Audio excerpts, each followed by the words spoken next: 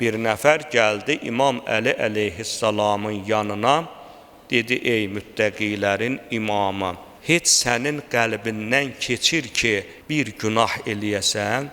İmam əleyhissalam belə cavab verdi. Dedi, heç sənin qəlbindən keçir ki, murdar, iyrənc bir şeyi yeyəsən? Dedi, əsla. Dedi, günah bizim nəzərimizdə həmən o murdarlığa bənzəyir, həmin o nəcisə bənzəyir. Əhzab surəsinin 33-cü ayəsi uca Rəbbimiz həmin ayədə Allah istəmişdir ki, siz əhl-i beytdən hər növ çirkinliyi uzaq etsin və sizi tərtəmiz qərar versin.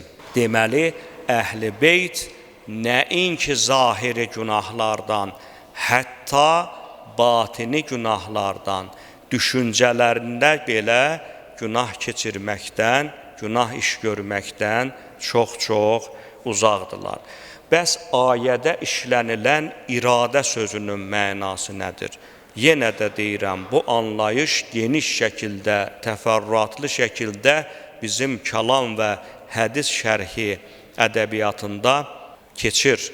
Lakin qısa olaraq bunu deyək ki, ilahi iradənin özü də iki növə bölünür.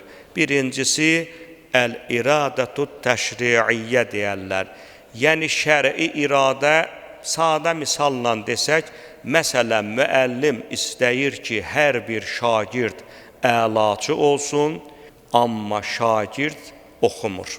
Bu iradəyə, müəllimin bu iradəsi təşrii iradə adlanır.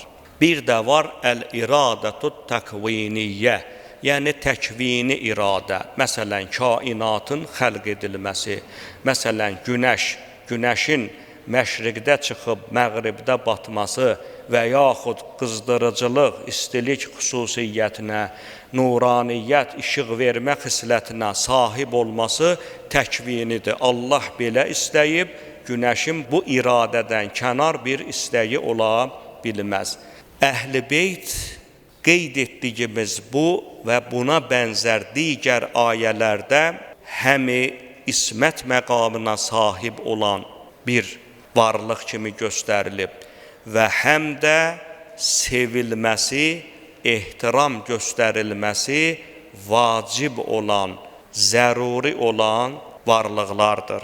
Məsələn, Peyğəmbər əleyhissalamın bir çox hədislərində əhl-i beytə məhəbbət göstərmək, onların ehtiramını saxlamaq, hər növ çirkinliyi onlardan uzaq bilmək biz müsəlmanlara fərz edilmiş ilahi əmrlərdən biridir.